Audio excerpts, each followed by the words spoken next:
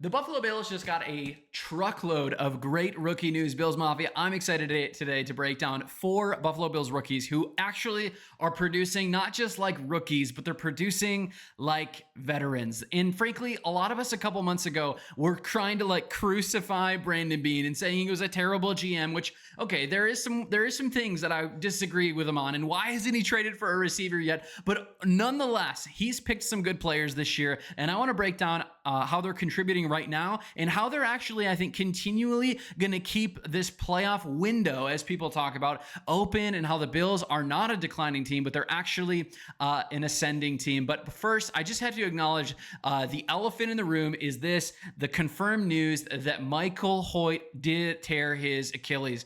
This is terrible. I don't want to just start as a Debbie Downer, but I'll tell you what, this dude was producing. A lot of people even were saying, man, this dude's not going to contribute anything. The 2 games that we had with him against the Panthers and against even the Chiefs this last week, he was incredible. He did such a good job. It's such a bummer to have him out. Him and Ed Oliver back-to-back weeks, total losses. But you know what? There are some rookies today that I want to talk about that we should be excited about. And one of them being this guy right here, Maxwell Hairston, Mad Max, the guy out of Kentucky, the guy who's coming out and absolutely looks like a stud on the perimeter, able to stop Xavier Worthy without a doubt, able to shut down the passing plays, able to be the ball hawk we knew he was going to be coming out of college. This has got to be exciting. He's played 2 games so far with the Buffalo Bills, and already in this second game, he's got his interception, his first career interception against Patrick Mahomes nonetheless. That's got to be good energy, right? He's having an immediate impact already. This last week, he had a 78.7 PFF grade. Again, seamless integration for him. I know his snap count wasn't, 100% yet, but it's working its way up, and he has already earned the respect of me and the respect of, I think, a lot of Bills fans because of what he's contributed so far in his career. Again, coming out of college, the 4.28 40, the explosive short area quickness. I'm not going to throw it right up on the screen right now, but his vertical and his broad jump, elite. He was an elite athlete coming out, but then he had that grade 2 LCL sprain in late July, which ultimately hampered the front end of his season. And you know what was really getting me down? Is a lot of Bills Mafia was naysayers, Debbie Downers, thinking terrible of him, that he's not going to contribute anything this year. Well, you know what? Mud in our face for thinking anything other than exceptional play from this first-round draft pick. He has been exceptional. He has had a rapid level of development, and everything that we heard about him coming out of college was that he was going to be a ball hawk, that he was going to have elite athleticism, that he studied the tape. And you know what? I want to break this down. We saw this in a quote. Actually, I got to pull it up right here. Check this out right here. This was a quote from Maxwell Hairston. I'm going to read it. It's right on your screen. It says, finding a difference in his posture, talking about Xavier Worthy, finding a difference in his posture and his effort for real. When he knows he's not getting it when it's a run. He's basically saying, I found out the tells of Xavier Worthy because I studied the tape. Every bit of coach speak that we heard about Maxwell Hairston was that he was a guy who was intelligent. He's not just intelligent though. He's fast and he's explosive and he's stronger than I think what we pegged him for. So just applying what I saw from the film room and taking it out on the field, which is exactly what we saw. We didn't just see the coaches talking about it. We didn't just see a player who is projected to have a good game. We saw our first round rookie go out there and have an amazing game against the Chiefs under the lights. Or maybe not under the lights. It was 425 game, but regardless, you see what I'm saying. There are tells that everyone gives. He says it's about finding them. This is a guy who is positioning himself to be a premier corner in the NFL. I know I may be drinking the Kool-Aid already. It's only the second game that we've seen of him. But you know what? To go against one of the league's best quarterbacks, and frankly, a team that in a lot of ways has had our number in the playoffs, this is so good to see. We love it. He's a future cornerback 1 in the NFL, top 15 guy approximately, I think. He's got ball skills. He's got instincts. He's got the knowledge between the ears is incredible. And of course, he's got the cornerstone traits and elite athleticism that Buffalo wants to see, especially with the cap situation. I could talk about this guy forever, but I also want to talk about Jordan Hancock here. But hey, before we get into Jordan Hancock, I just want to invite you, if you are looking for Buffalo Bills breakdowns pretty regularly, make sure to smash that subscribe button. Make sure to like this video. Also, it helps me out in the algorithm. If you drop a comment, drop a Go Bills, or tell me what your favorite part has been about this rookie class so far. But let's get right back into Jordan Hancock and actually check this out. The safety speed by Jordan Hancock, which I'm going to show you his relative athletic score measurables again in a moment. But look at this against the Panthers.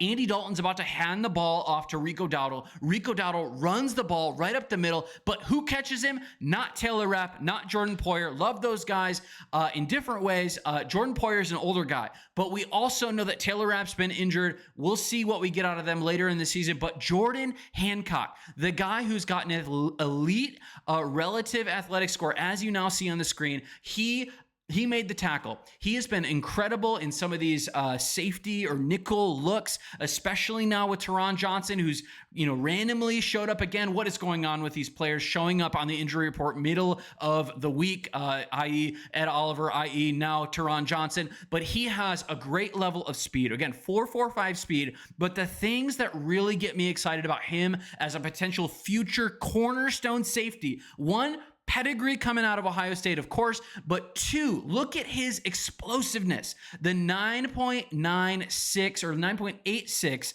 vertical broad jump, or vertical, and then his broad jump was incredible as well. Both exceptional. He, just like Max Hairston, has an elite ceiling as an athlete, and it's already looking like he's got the intangibles in between the ears, which is really what you want to see, especially when we've had, Cole Bishop and Taylor Rapp and other cornerbacks having miscommunications throughout the year. And again, Cole Bishop, I can't dog on him today. He had a great game against the Chiefs. But in all that being said, this guy is going to be an incredible asset for us in years to come. Now I want to talk a little bit about Deon Walker, the guy who's really been lighting up the show. He didn't have the greatest game yesterday, but the one thing in the Chiefs game that I do have to admit is that Deon Walker, while he didn't maybe get after Patrick Mahomes as much as I would have liked him to see, we know that he's been incredible with tackles for loss, even if we're seeing on the screen here. We know that he added pressure yesterday and at times closed run lanes. We've talked about his pad levels. We've talked about how he needs to do a better job stopping the run. But you know what? He was a key contributor in getting these 10 plus QB hits on Patrick Mahomes. And of course, we had some massive hits on him, like Hoyt's was just incredible. But again, massive presence at 331. This dude is a monster. He is a refrigerator in the middle of the line. He's a truck in the middle of the line. He's played a ton of snaps. His snap counts are seemingly just going up. He had a preseason dominance, and he's only continued to ascend since then. Again, in case you forgot this or in case you missed this, he was a 4th round rookie for us this year out of Kentucky. But the thing with that was that in 2023, he was projected as a top 15 pick. He had a bad senior season, and so because of that, he fell in the draft. And again, Brandon Beane stole one. Again, the upside that this player has is a perennial all-pro, or not maybe all-pro, but perennial Pro Bowler. I'd love to say all-pro, but Pro Bowler is definitely in reach for this guy. Again, he's an ascending rookie who's even up to this last week. The stats are from weeks 1 through 8. He has 7 tackles for loss, and he's played a ton of snaps, 216 defensive snaps, which again, you look at some of these other guys on this list outside of, again, Mason Graham and outside of maybe some of these other guys here, these other first round caliber players, like he is playing an incredibly large amount of snaps and not only playing the snaps, but producing at an elite level. But the last guy I want to talk about here is Jackson Hawes. We know that our fullback, Reggie Gilliam, has been great, but we know also that this guy right here, or 85, right here on the screen, making these blocks, has been incredible. He is been a man on a mission to make blocks. He's had a couple big catches here and there. And as we know, every single game that this guy catches the ball, we win. It's just a stat. It's real. But he has been so incredible with making blocks, sealing edges. You know what's crazy? And I don't know if you guys saw this, but if you look at the snap counts from this last week, you would think that Dalton Kincaid, who had like over, I think 101, if I'm not mistaken, receiving yards against the Chiefs, you would think that he would have like 60 or 70 or 80% of the snaps. No, he only had like 30, 4% or something like that of snaps. Of course, we're not sure if that's an oblique injury thing, but Dawson Knox, Christian Hawes, and Dalton Kincaid are on this high level of rotation. And when this dude is in the game, the run game is established. It is absolutely winning us games. And James Cook, of course, we can't stop singing the praises of James Cook. He is dominating this year. I believe he had 114 rushing yards yesterday. And not only that, but throughout the season, Jackson Hawes has just been incredible. Blocking has been his strength coming out. But the thing that we've continually seen with him is Joe Brady occasionally putting him out there for a couple plays, a couple chain mover plays down the stretch, which has just been incredible. Again, he is a future starter when Dawson Knox is no longer on our team. I hope Kincaid and Hawes are here for a long time. But a couple other things, just a couple roundup news things. We saw that Miami traded Jalen Phillips to the Eagles today for a third-round pick.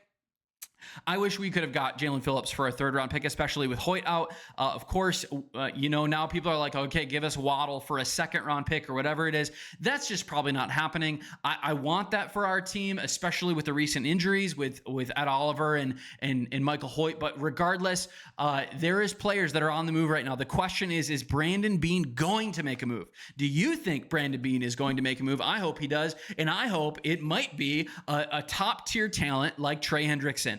I hate the idea of a rental player, but you know what? When we look at where we're at as a team right now, we're really, and Bosa has been incredible. Bosa had a really, really good game this last week. I'm not sure if he's a long-term fit on our team, but you know who could be is Trey Hendrickson. I think we could pull the money or pull the picks and then pay a guy like Trey Hendrickson to come in and contribute for a long time. I know the Bengals are an AFC, I can't say rival, but an AFC team that has been on our radar, a potential playoff caliber team with a better defense, if they would have a better defense. Again, they just had a terrible loss against the Bears. If you didn't watch the end of that, go do it. It's hilarious. But within that, I think Trey Hendrickson, of course, could be a great addition. Diana Rossini saying that it would take a first-round pick. Would you, Bills Mafia, give up a first-round pick this year or next year to go after a player like this in Trey Hendrickson, who is a key contributor right now? It looks like the hip injury isn't that bad. I think we could get him on the roster and he could contribute really, really soon and potentially line him up in really, really helpful packages. But hey, again, there's lots to talk about for this week. Really so excited about the win yesterday. But again, my name is Colm. This is Crack the Table. We're all Bills, no breaks, every single day, breaking down Buffalo Bills content. Make sure to like, subscribe, drop a comment down below. Who do you want to trade for? Is it now a defensive player, or are you still on the wide receiver train or the wide receiver bandwagon? And all of it. Again, have a great day. God bless. Go Bills.